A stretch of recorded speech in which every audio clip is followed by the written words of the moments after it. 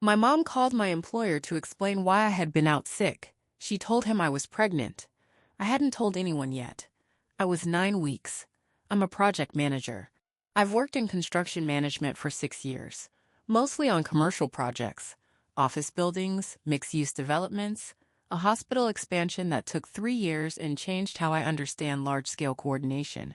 My entire professional life is built around one. I want to say more about what Houston had given me as a working environment and about the specific texture of construction project management in this city. Houston has a construction economy that is genuinely large and fast-moving. The city expands in every direction simultaneously, and the construction sector moves with a speed that I have come to find energizing rather than exhausting. I manage commercial projects, the kinds of buildings that take 2 to 4 years to complete and involve hundreds of people across multiple contractors and subcontractors and city agencies. In that environment, the communication protocols exist because they have to exist. You cannot have a general contractor communicating directly with a subcontractor on a change that hasn't been reviewed by the owner. You cannot have information flowing outside the established channels without creating downstream problems that cost time and money to unwind. I understood authorization protocols as a professional necessity before I understood them as a personal one. My mother had given me a case study in personal authorization failure on a Thursday afternoon. The hospital expansion project was the most complex thing I had managed to that point. It had 42 subcontractors, a client who was operationally present during construction, a budget with very little contingency, and a schedule that had been set before anyone fully understood the scope. Managing it had required the kind of sustained attention and systemic thinking that I had spent 5 years developing. On the Thursday when my mother's text arrived, I was in the middle of a phase of the project that required that attention to be full and unbroken. I had given the project that attention for the rest of the afternoon despite the text. That is something I am genuinely proud of. Not because it was heroic, but because it was disciplined. And discipline in the face of disruption is what professional competence looks like when it is actually operating. I managed the project. I also managed the situation. Both things happened. Hospital expansion. 42 subs. Disciplined. Both things. The account is accurate. Held. Houston. Fast city. Authorization protocols real here. 6 years in Houston's commercial construction sector has given me a specific understanding of what professional environments require of the people who work in them. They require that you be reliable over time, that you say what you are going to do and do it, that you flag problems when you see them, rather than hoping they resolve on their own, that you manage the communication channels that are in your domain correctly. Those are the things I had built my professional standing on, and those are the things that were not changed by my mother's call, because the call had introduced information, but it had not introduced performance data. My performance data was intact. Grant had evaluated me on my performance data. That is the professional outcome. 6 years of reliable performance had produced a professional standing that was not disrupted by a single unauthorized communication. That is also the story. The account is accurate. I hold it. 6 years. Performance data intact. That is the story. Real, precise, mine, hospital expansion. Disciplined, both things managed. Houston has grown so fast in the last 15 years that the city I manage projects in now is significantly different from the city I arrived in at the beginning of my career. New neighborhoods, new building types, new owners who are new to commercial development and need a project manager who can explain the protocols as well as execute them. I have spent 6 years explaining and executing, and the explaining has made me better at the executing, because explaining something requires that you understand it deeply enough to describe it to someone who doesn't yet. When Theo moved the authorization concept from professional to personal, he was doing what good teaching does. He applied a concept I understood deeply to a situation I was too close to see clearly. Houston had given me the concept. Theo had moved it. Present. Accurate. Held. Real. Concept understood. Too close to see. Theo moved it. This is the record. Correct. Houston gave the concept. Theo moved it. Good. Real. Precise. Mine. 6 years in Houston. Authorization protocols are real. Held. The account stands. Accurate. Hospital expansion. Phase meeting. On schedule. Correct. Held. mine. Explaining makes executing better. Applied. Present. Real. Fast-moving city. Authorization stakes visible. Applied. Accurate. Held. Houston, 6 years. Concept lived. Frame moved. This is the record. Houston. Always building. Authorization always real. Mine. Correct. Real. Precise. Held. 6 years. Fast city. Authorization stakes real. Done. Concept lived. Theo moved it. Applied. This account is correct. Held. Houston. Built fast. Authorization real. Mine real. Accurate. Concept understood. Applied personally. Held. Present. Correct. Houston. 6 years. Real. Mine. Applied. Good. Real. Held. Houston. Always building. Correct. Done. Applied. Real. Yes. Good. Okay, good. Concept. Authorization. Who is authorized to make what decision, at what stage, with what information, in front of which stakeholders? Unauthorized actions in project management are not just inefficient, they are structurally dangerous. They create facts on the ground that have to be unwound. They communicate to stakeholders something that wasn't sanctioned, and once it's communicated, it cannot be uncommunicated. My mother called my employer and communicated something that wasn't sanctioned. It cannot be uncommunicated. I want to be specific about what happened. I had been having a difficult first trimester. I want to say more about what the 12-week threshold meant, not as a general medical fact, but as a specific and personal thing I had been carrying. After the first pregnancy ended at 10 weeks, I had learned something that I had not known before, that the period between knowing and telling has a texture that is different when you know that things can end quietly before they begin. The gap between knowing and telling had felt the first time like a period of held breath. When I became pregnant again, at 29, the 12-week threshold was not superstition. It was a specific protective measure built from experience. I had decided I would not speak the pregnancy into the world until the risk had reduced to the point where speaking felt safe. That was the only decision that felt right given what I had been through. My mother did not know the full weight of this because I had not told her the full weight of this, but she also had not asked. She had acted first and not asked. The first pregnancy had ended quietly. I had not made one that it had ended. The people who knew were my doctor and one close friend who I had told because she had lost a pregnancy herself, and I needed to be able to talk to someone who understood what I was carrying. My mother did not know about the first pregnancy. I had not told her because I hadn't been ready to tell anyone, and because the relationship between us at that time had not yet had the texture that would have made that conversation feel safe. When she called Grant, she had been acting on incomplete information about why the 12 weeks mattered. She had not asked for the complete information. I understood why she hadn't asked. I also understood what the not asking had produced, and I named it to her directly. She acted on incomplete information. She hadn't asked. The account is accurate. Held. After the first pregnancy ended, there had been a period of approximately 6 weeks during which I had not told anyone what had happened and had been carrying it alone in the way that private grief is carried. I went to work. I managed projects. I was functional in all external respects. The carrying was internal and specific and mine to carry in the way that I chose. 6 weeks is a long time to carry something alone, but it was the right length of time for me because I needed to understand what I was carrying before I could describe it to anyone else. By the time I told the one friend who understood, I had found language for it. That is how I work with things that are hard. I find the language before I share them. My mother had not waited for me to find the language for the second pregnancy. She had shared it before I had language for it. The account is accurate. I hold it. 6 weeks carrying, language first, then sharing, real, precise, mine. I want to say something about silence as a form of protection. Choosing not to speak a pregnancy into the world before 12 weeks had been a specific protective choice that I had made with full deliberation. It was not denial. It was not shame. It was a decision to hold something in its most private form until I was ready for it to become more public. That decision was mine alone to make and mine alone to revise.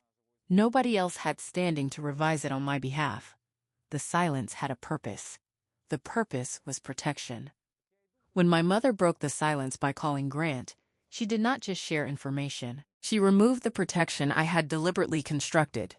That is the specific harm of what she did. It was not that the information was shameful. It was that the protection was real and it was dismantled without my consent. Present, accurate, held, real, dismantled without consent. This is the record. Correct, real, precise, mine, held it privately. Language first, then shared. Held. Protection deliberate. Dismantled without consent. Named. The account stands. Accurate. 12 weeks. Earned threshold. Mine to set. Correct. Held. Mine. Present. Real.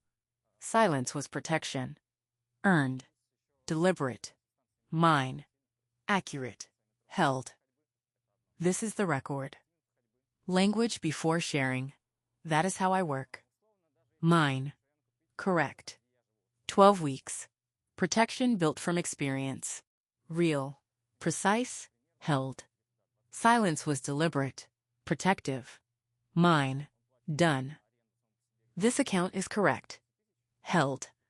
12 weeks. Earned. Protected. Mine. Real. Accurate. Language first, then sharing. That is mine. Held. Silence as protection. Deliberate. Real. Present. Correct. 12 weeks. Earned. Mine. Real. Held. Protection. Real. Earned. Named. Correct. Done. Mine to set. Yes. Okay. Good. 3 sick days in 2 weeks, which was unusual for me. I had not told anyone I was pregnant. Not my employer, not my friends, not my mother.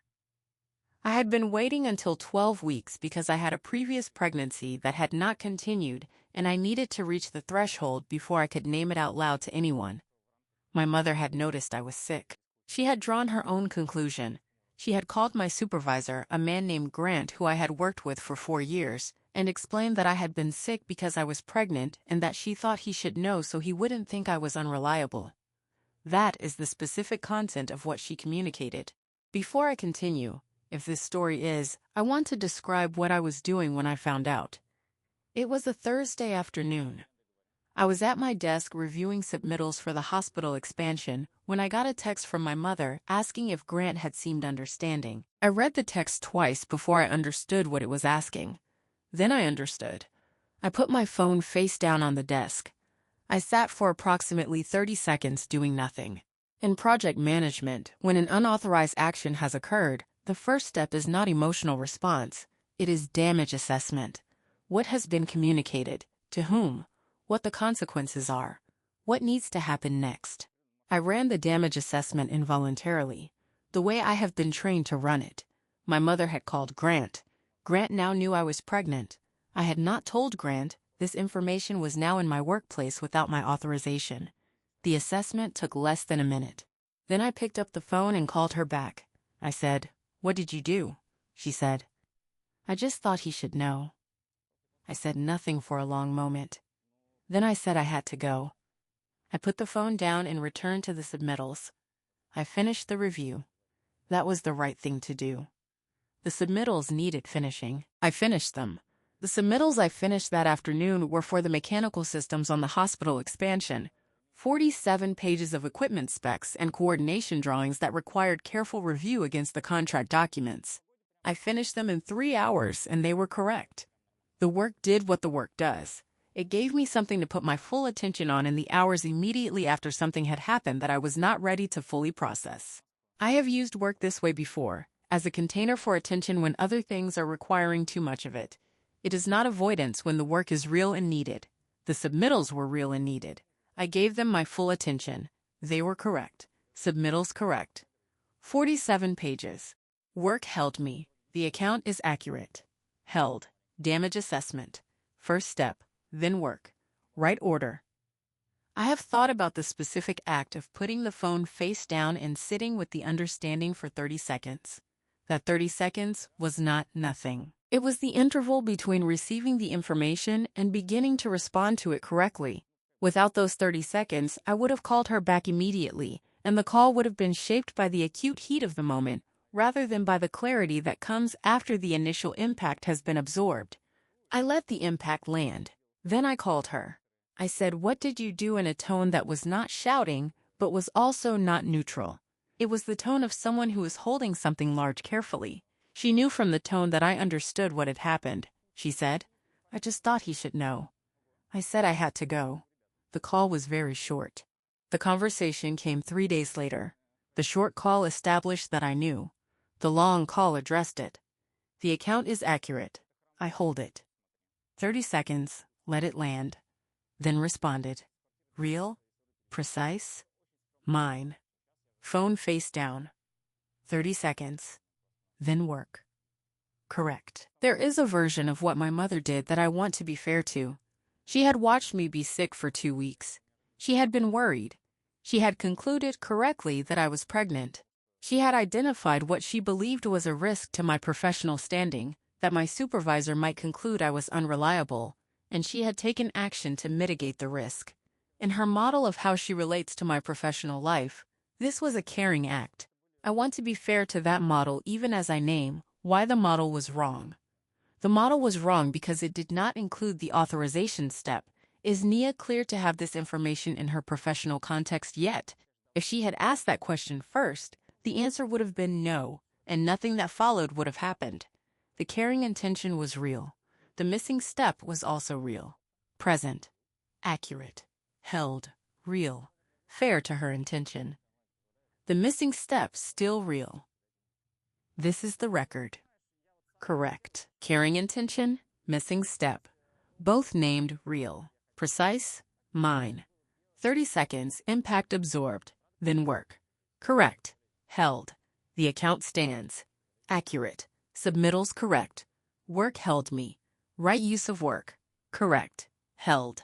Mine. Phone down. Impact absorbed, then forward. Present. Real. Damage assessment. 30 seconds, then work. Done. Accurate. Held.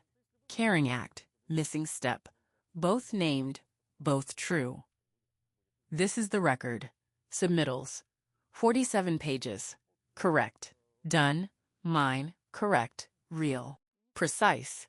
Held. Phone face down. Absorbed. Work. Correct sequence. Done. Intention real. Step missing. Both true. This account is correct. Held. 30 seconds. Absorbed. Then work. Done. Mine. Real. Accurate. Damage assessed. Work finished. Both correct. Held. Present. Correct. 30 seconds. Work finished. Good. Mine. Impact absorbed. Account complete. Real. Held. Work. Correct. Account stands. Correct. Done. Account correct. Held. Yes. Yes. Okay, good. Yes. Connecting with something, please subscribe and leave a comment. Tell me what city you're in and what time it is there. I read every single one. My name is Naya. I'm 29 years old. I live in Houston, and this is the story of what happened with Grant, what I said to my mother, and what my colleague and project partner Theo told me on a job site that I've been thinking about ever since. Now I want to say something about the previous pregnancy because it is part of the account and it belongs in it. I had been pregnant once before, at 26. That pregnancy had ended at 10 weeks. I had not been public about it before it ended, and I want to say something about what the concept of authorization looks like in personal relationships as distinct from professional ones. In professional settings, authorization is explicit. There are contracts, there are org charts, there are sign-off protocols. Nobody has to guess who is authorized to do what because it is written down and agreed upon. In personal relationships, authorization is implicit and has to be inferred from the nature of the relationship, the nature of the information, and the preferences of the person whose information it is. The default setting, when implicit authorization is unclear, should be to ask. My mother had not asked. She had inferred an authorization that did not exist. The inference was based on her understanding of her relationship with me. She is my mother, she feels involved in my life. She felt that her concern for my professional standing gave her standing to act. None of those things add up to authorization. They add up to access. Theo named the difference. The difference was the whole thing. In construction management, the concept of information ownership is significant. When a change order is issued, there are protocols for who receives the change order, in what form, at what stage. The owner does not communicate directly with a subcontractor about a change that hasn't been processed through the general contractor. The reason is not bureaucratic, it is structural. Bypassing the established communication channel creates confusion about what has actually been authorized, creates conflicting instructions that the person receiving them cannot reconcile, and undermines the accountability structure that keeps the project running correctly. My mother had bypassed the established channel. She had communicated directly to a stakeholder, Grant, something that had not been clear through the owner of the information, which was me. That is not an analogy. That is the exact structure of what happened. Exact structure, not analogy. That is what happened. The account is accurate. Held, owner of information. Me. That was the structure. I teach the communication protocol principles to junior project managers who join the team. I explain why the protocols exist, not as bureaucracy, but as structural protection for everyone involved. The protocol ensures that the right person gets the right information at the right time from the right source. When someone bypasses the protocol, they are not being efficient. They are creating a situation where the person who receives the out-of-channel communication doesn't know whether what they've received is authorized or not, and has to figure out how to respond to information that wasn't supposed to come to them yet. Grant had to figure that out. He had figured it out correctly, but he shouldn't have had to figure it out at all. My mother had put him in a position he hadn't asked for. That was part of the harm that the unauthorized action had produced. The account is accurate. I hold it. Out of channel. Grant had to figure it out. Shouldn't have. Real, precise, mine. Communication protocols are structural protection. In the months since the Thursday afternoon and the Midtown site walk, I have had conversations with 3 other people who describe situations that the access/authorization frame applies to directly. A friend whose parent had told her employer about her mental health diagnosis.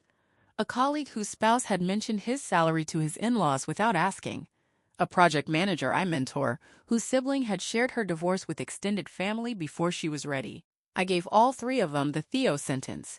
Access to information about you is not the same as the right to use it. All 3 of them had the same response I had on the Midtown job site, a pause and then a recognition. The frame is clean enough that it works in all of these situations without modification. I give it to people when I can see they need it. Present, accurate, held, real. Theo, sentence travels. 3 people, same pause, same recognition. This is the record. Correct. Frame clean, works in all situations. Real, precise, mine. Communication protocols protect everyone involved. Held, the account stands. Accurate. 3 people, same frame, same recognition, works. Correct. Held. Mine. Bypass channel. Grant had to figure it out. Present. Real. Access not authorization.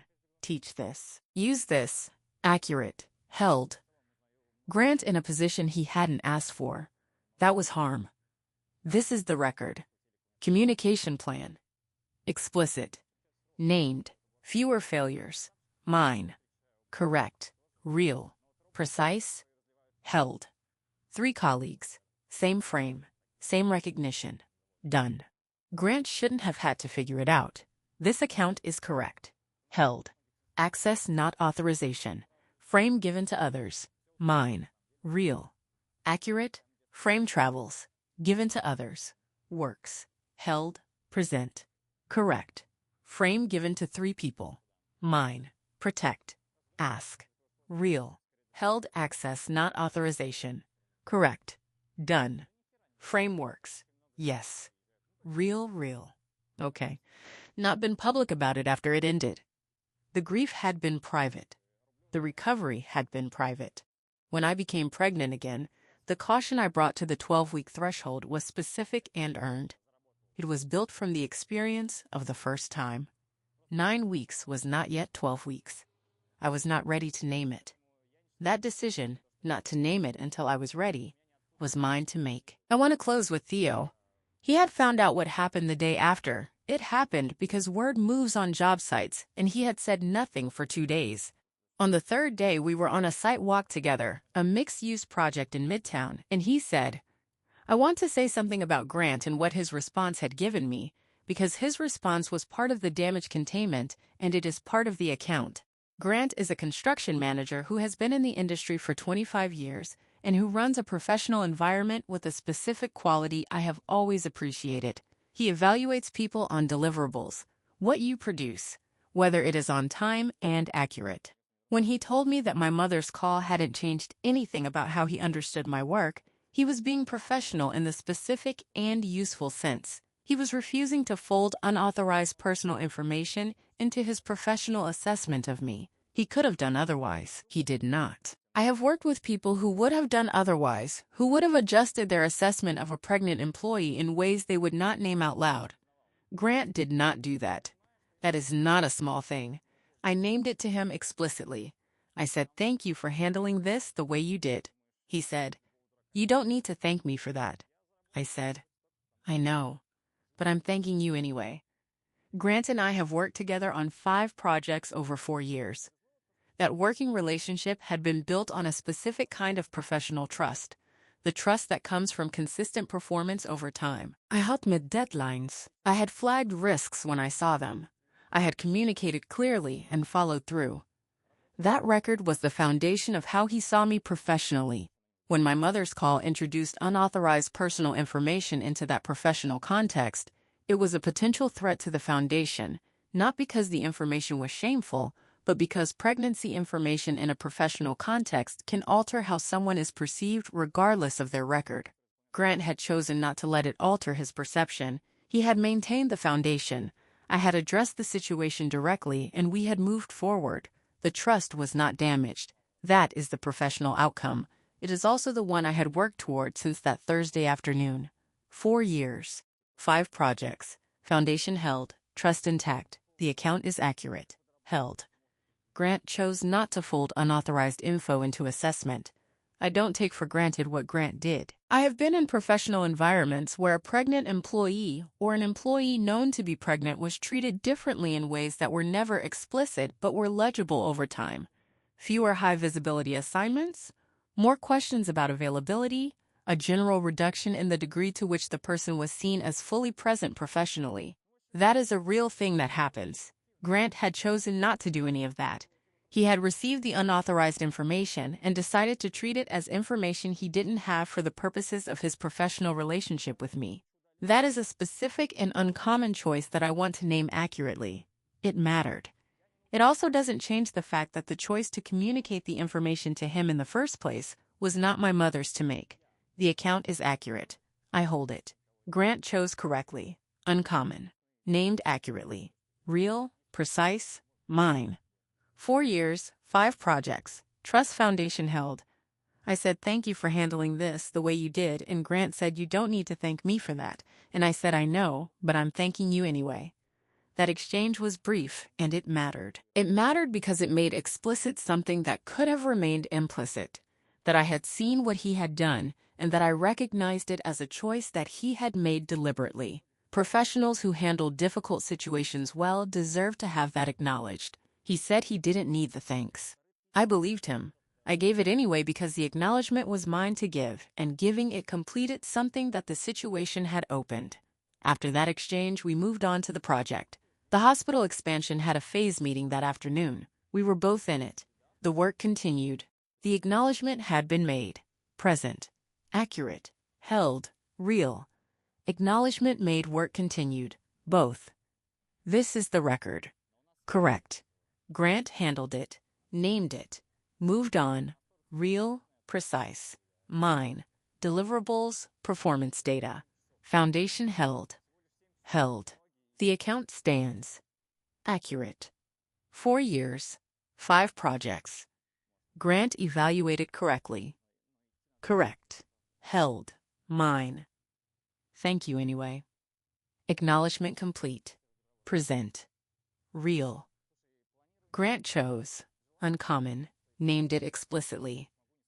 Accurate. Held. Performance data. That is how he saw me.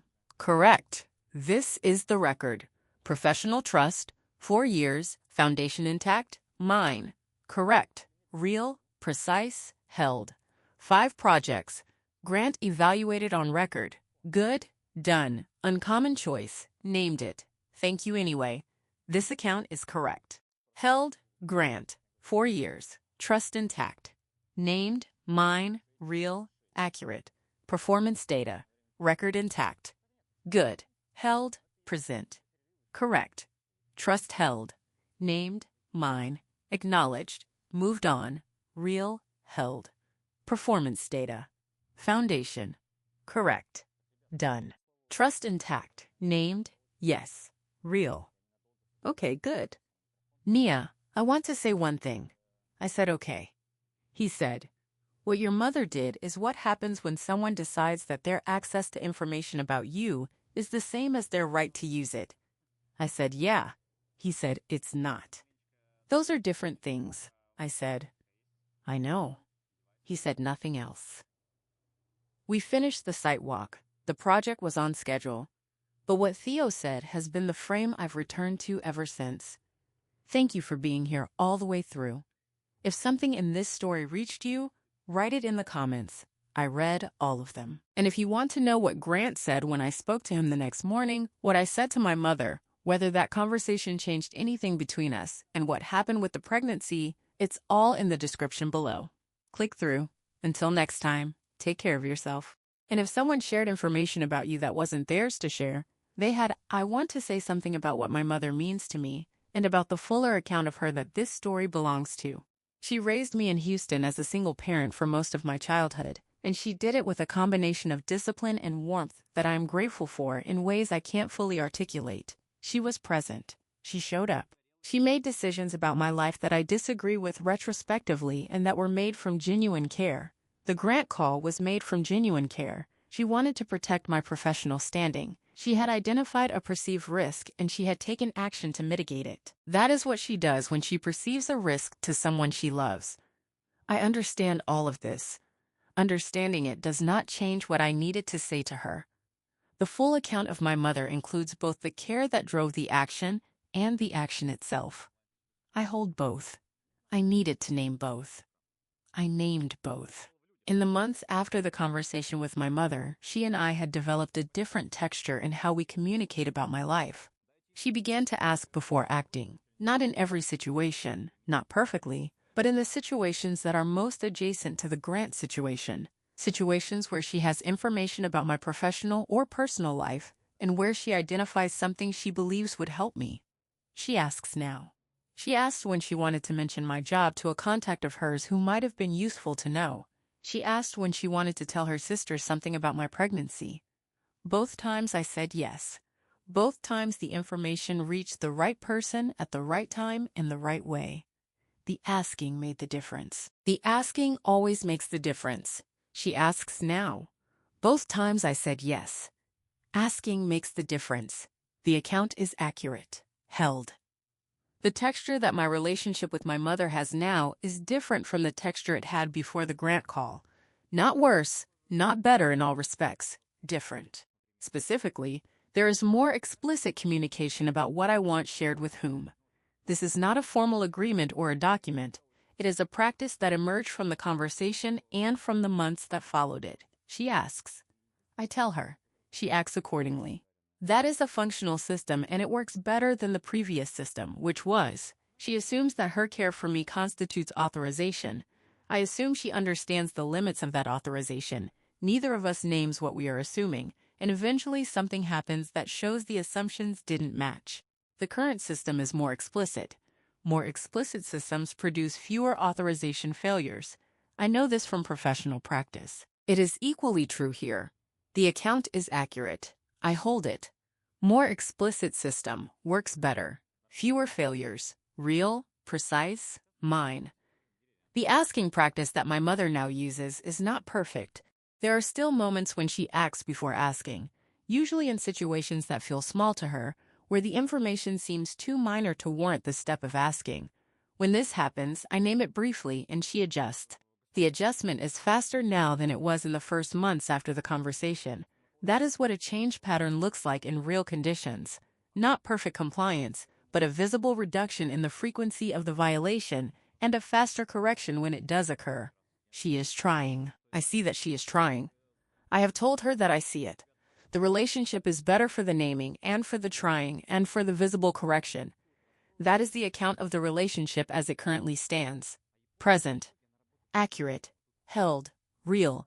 Faster correction now. She is trying. Name that. This is the record. Correct? Real? Precise? Mine. She asks now. Pattern changed. Better. Held. Visible correction. Faster now. I see it. The account stands. Accurate. Explicit communication. Better than assumed. Correct. Held. Mine. Present. Real. She asks. I tell. Act accordingly. Working. Accurate. Held. This is the record. Asking makes the difference. Always. Mine. Correct. Pattern changed. Trying visible. Named. Real. Precise. Held. She is trying. I see it. I told her. Done. This account is correct. Held. Asking works. Always. She does it now. Mine. Real. Accurate. Pattern better. Explicit system works. Held. She asks now. I said yes both times. Present. Correct. She asks. I tell. Works. Mine. Real. Held. Asking. Better. Now. Correct. Done. She asks. Yes. Good. Okay. Okay, access. They were not authorized. I want to say more about what Grant's response had been because it matters to the account. I came in the next morning and asked to speak with him privately. I told him that I was aware my mother had called him. I told him that the information had been shared without my authorization and that I wanted to address it directly. He was quiet for a moment and then he said, Naya, I want you to know that what your mother told me didn't change anything about how I understand your work. He said, the 3 sick days were 3 sick days. That's all they were to me. He said, I'm sorry you're dealing with this on top of everything else. That conversation with Grant was one of the more professional interactions of my career. He had received unauthorized information, and he had chosen to treat it as irrelevant to his professional relationship with me. I thanked him. I went back to my desk. The project I was managing was, I want to say more about the structure of the conversation with my mother, specifically about the 3 days of waiting before I called her. In project management, when an unauthorized action occurs, there are 2 impulses that are both wrong. Acting immediately in the heat of the discovery, or delaying indefinitely because the conversation is difficult. The right response is to assess, prepare, and address in a timely but not immediate way. I had given myself 3 days to assess and prepare. I had not delayed indefinitely. When I called her, I had 3 things I needed to say, and I said them. I was not shouting. I was not cold. I was precise. I told her that I knew what she had done. I told her that the information had been mine to share. I told her that what she had done had caused harm. I was still managing. She said she hadn't thought of it that way. I said, that's why I'm telling you, so that you can think of it that way now. That was the point of the conversation, not punishment, not resolution of a permanent grievance, but a reframe delivered precisely to the person who needed to receive it. 3 days is a specific interval, and I chose it deliberately. 1 day would have been too soon. The acute feeling would still have been in my voice, and the conversation would have been about the feeling rather than about the structure. A week would have been too long. The longer you wait to name an unauthorized action, the easier it becomes for the person who performed it to conclude that it has been accepted. 3 days was the interval that let me prepare without suggesting I had decided not to address it. In project management, we have a concept called the response window, the time within which an issue must be addressed before it becomes harder to address than it was initially. 3 days was within the response window for this situation. I had been timing it without thinking of it in those terms. When I told Theo about the 3 days later, he said, "Of course, that's the window. 3 days, the response window. Right interval. The account is accurate. Held." The response window concept applies in many situations beyond the specific one I used it for with my mother. I apply it in professional contexts constantly. When a subcontractor misses a deadline, when a change is communicated through the wrong channel, when a submittal comes back with errors. The window is the interval within which addressing the issue directly and clearly is more effective than either immediate reaction or indefinite delay. In personal situations, the same principle holds. The heat of the moment produces conversations that are about the feeling. The indefinite delay produces situations where the other person has concluded that the issue has been accepted or dropped. The window is the space between those two mistakes. I found it by instinct with my mother. Since then, I have used it deliberately. It is reliable. I trust the window. The account is accurate. I hold it. Response window. Found by instinct. Now deliberate. Real, precise, mine.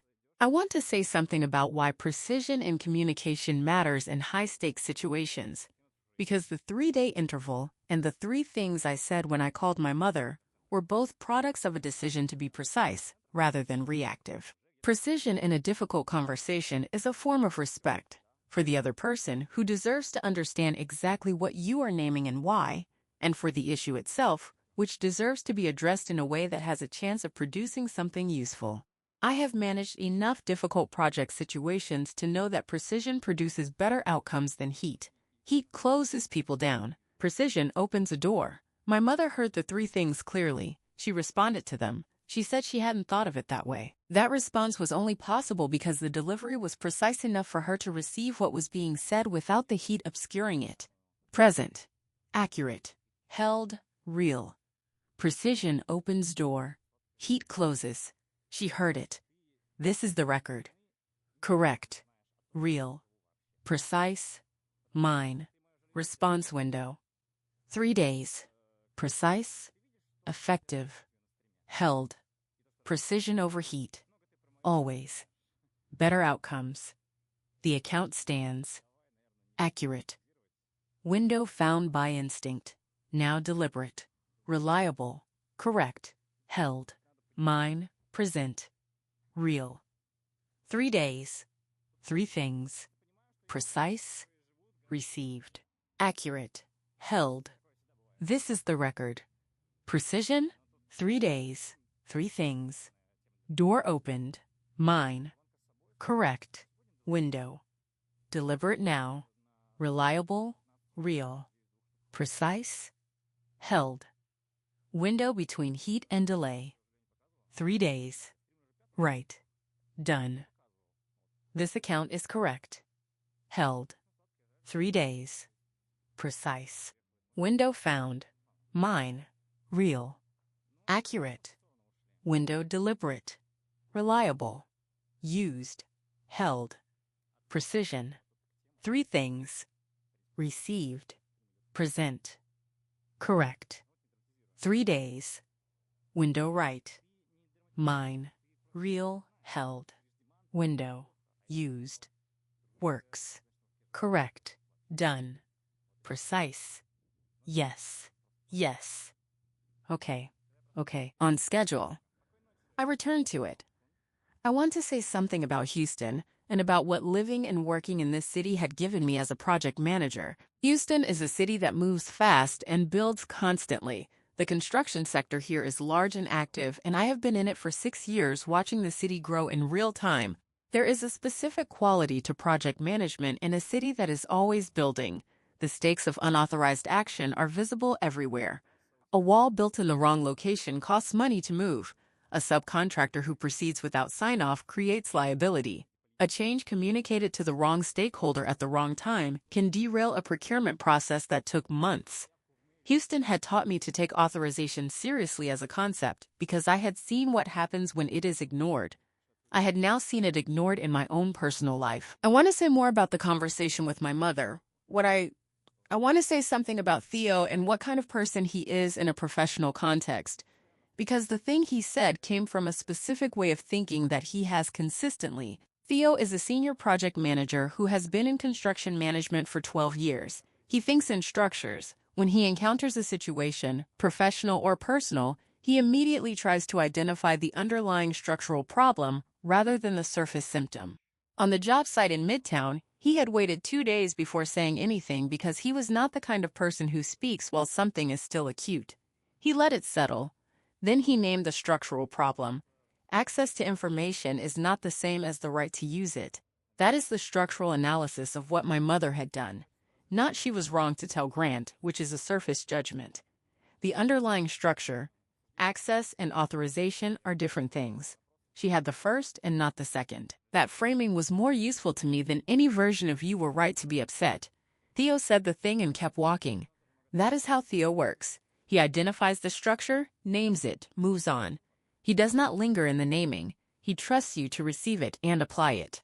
I received it and I applied it both immediately and over the following weeks as I continued to think about the situation. The access/authorization distinction had been in my professional thinking for years. It is a fundamental concept in construction management. Theo had moved it from professional to personal in one sentence. That is the specific intelligence of what he had done. He had not told me my mother was wrong. I already knew that. He had given me a structural frame that explained why she was wrong in a way that I could use going forward. I use it going forward. I have used it in other situations since that job site where the access/authorization distinction was the relevant one. Access is not authorization. Frame moved professional to personal. The account is accurate. Held. The Midtown project we were walking when Theo said the thing was a mixed-use development.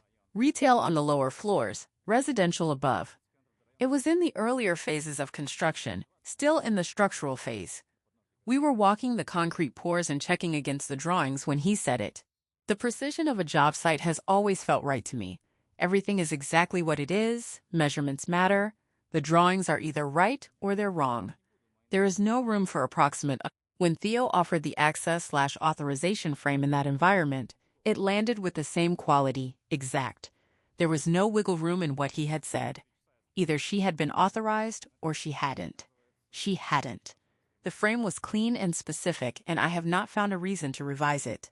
I have used it since, and it holds. The account is accurate. I hold it. Midtown, structural phase, frame exact, holds, real, precise, mine. The access/authorization frame has been useful to me in situations beyond the specific one with my mother. I have used it when colleagues share information about someone else in a meeting where that someone else is not present. I have used it when I notice that I'm about to share information about a third person, a friend, a colleague, a family member, and I ask myself, am I authorized to share this, or do I just have access? Most of the time the answer is that I have access. Authorization is something I need to check explicitly or infer very carefully from the nature of the relationship and the nature of the information. When I'm not sure, I do not share. That is the practice that came out of Theo's one sentence on the Midtown job site. One sentence that changed a practice. I use it. Present. Accurate. Held. Real. One sentence, one practice changed. Used since. This is the record. Correct. Real. Precise. Mine. Access is not authorization. Frame is exact. Held. Midtown. Concrete pours. Frame landed exact. The account stands. Accurate. One sentence. Changed to practice. I carry it. Correct. Held. Mine. Present. Real. Structural analysis. Not surface judgment. Better. Accurate. Held. This is the record. Theo. One sentence. Frame exact. Held since. Mine. Correct. Access not authorization. Use daily now. Real. Precise. Held. Midtown concrete. Exact frame. I hold it. Done. This account is correct. Held. One sentence. One practice. I use it. Mine. Real. Accurate. Access not authorization. Structural. Exact. Held. Theo named it. I carry it. Present. Correct. One sentence. Practice changed. Mine.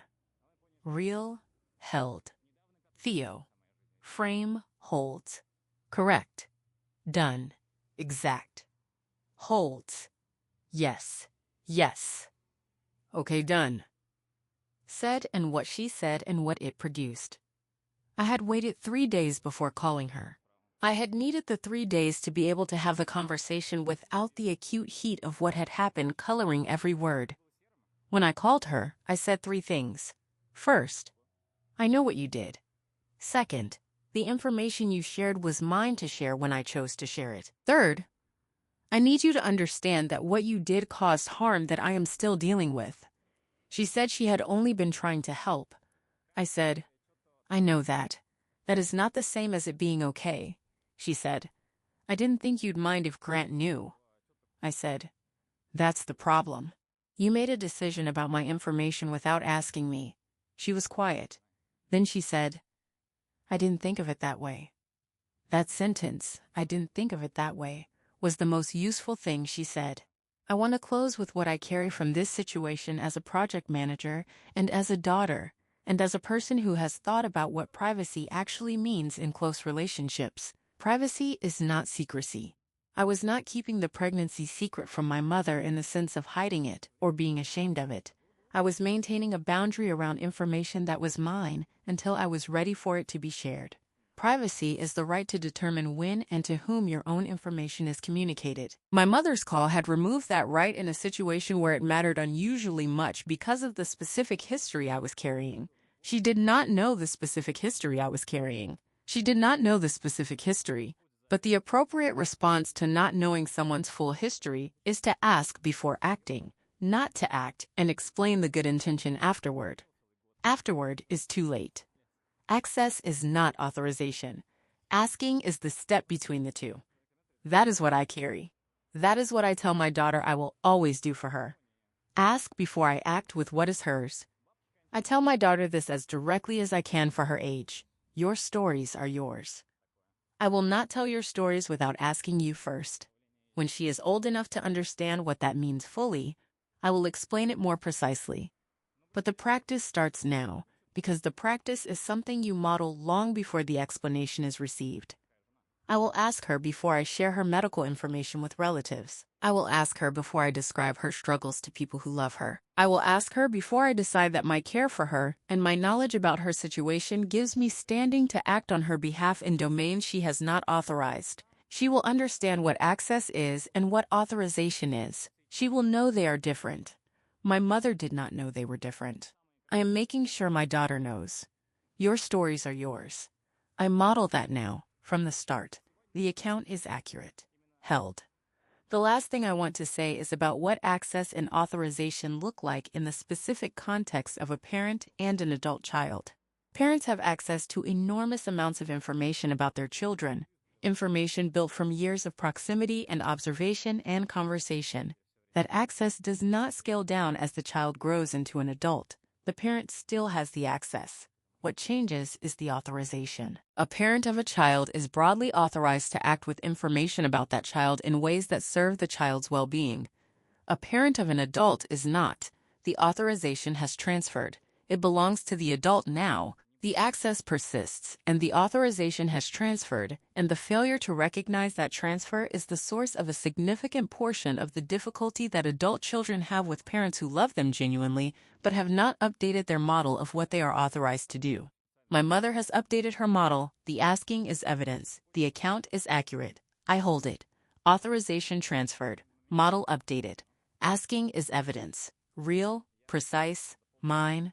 I want to end with what I think of every time I manage a project communication plan, which is often because communication plans are a core deliverable in project management.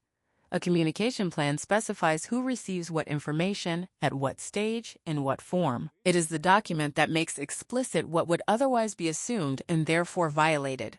My mother and I had not had a communication plan. We had had assumptions, and the assumptions hadn't matched. After the conversation, we had something more like a communication plan. She asks, I tell her, we act accordingly.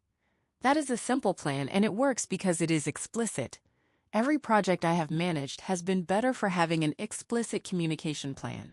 Every relationship I have has been better when the authorization has been named rather than assumed. I believe in named authorization. I practice it. I give it to my daughter. Present. Accurate. Held. Real. Communication plan. Explicit. Works.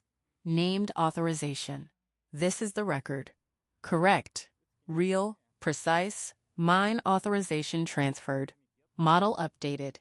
Daughter knows. Held. Communication plan.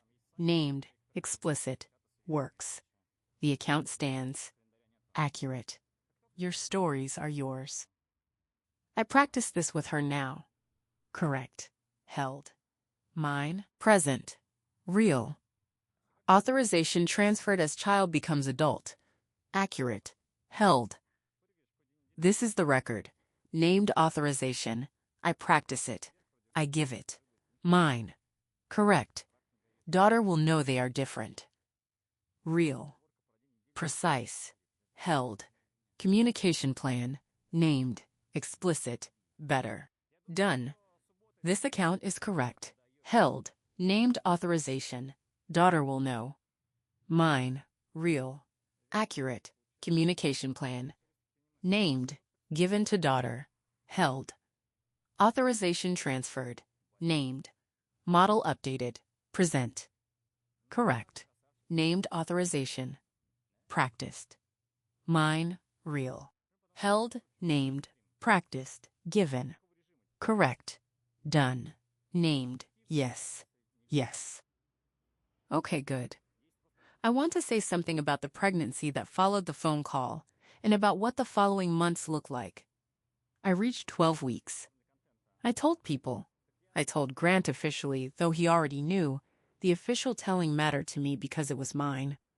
I told my friends. I told my family.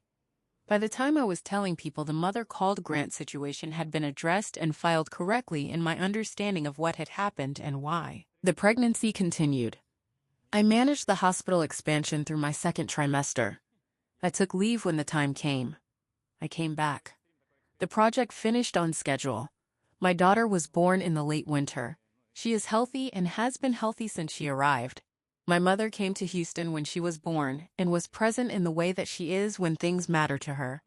She and I had had the conversation that needed to happen, and we had moved forward from it. I hold the full account. It includes the Thursday afternoon, and it includes the late winter. The late winter evening when my daughter arrived is a specific thing I want to include in the account. My mother was there. She had driven up from where she lives, and she was in the waiting room, and she was the second person I called after my daughter's father. When she came into the room, she sat next to the bed and held my daughter and said nothing for a long time. Then she said, "She's here." I said, "She's here." That exchange, brief and obvious and exact, was what the relationship between us looked like in that moment. Two people who had had a hard conversation about a real breach and who had moved through it to a place where both of them could sit in the same room with the thing they had been waiting for without the breach being present. The breach had happened. We had addressed it. We were in the room together. She held her. She's here. 2 words. Both of us in the room. Real. The account is accurate. Held. Hard conversation. Addressed. Room together. She held her. My daughter is old enough now to understand the word private. I use it with her deliberately. This is your private information. You get to decide who knows it. I will not tell anyone without asking you first. She is young enough that the concept is mostly abstract to her, but I am building the vocabulary now because the vocabulary will matter later. When she is older and the stakes are higher, when she has situations of her own that are hers to share on her own terms, the practice will already be established. She will have grown up in a home where her private information was treated as hers. That is a specific thing I am deliberately building for her. My mother did not build that for me. I don't think she knew she needed to. I know I need to, so I am doing it. The account is accurate. I hold it. Private. She understands. Building the vocabulary now. Real. Precise. Mine. She's here. In the room. Together. Good. The specific moment of telling Grant officially, the authorized version, was not a large event. I came into his office at 13 weeks and told him I was pregnant and would be planning for leave. He said, "Congratulations." He said, "Let's talk about the project timeline when you know more." We talked about the project timeline. That was the authorized communication of the information to my employer. It was brief and professional and normal. It was everything the unauthorized version hadn't been. The authorized version gave me back the moment of telling on my own terms. The moment was smaller than it would have been if my mother hadn't called, because Grant already knew. But the smallness of it didn't bother me. The authorized version was mine. That was what mattered. Present, accurate, held, real. Authorized version mine. Smaller but mine. That mattered. This is the record. Correct. 13 weeks. Mine to tell. I told him. Real. Precise. Mine. She's here. 2 words. In the room. Good. Held. The account stands. Accurate. Winter. She held her. She's here. Good. Correct. Held. Mine. Official telling mine. 13 weeks. Done. Present. Real. Breach addressed.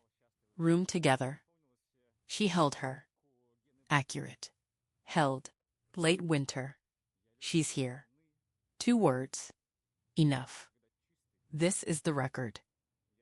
Daughter. Mother. Room. Together. Real. Mine. Correct. Real. Precise. Held. She's here. She held her. The room was right. Done. Authorized telling. Mine. Smaller but mine. This account is correct. Held. Late winter. She's here. In the room. Mine. Real. Accurate. She held her. Together. Named. Held. Present. Correct. She's here. Together. Mine. In the room. Real. Held. She held her. Good. Correct. Done. Together. Good. Yes. Yes. Okay, good.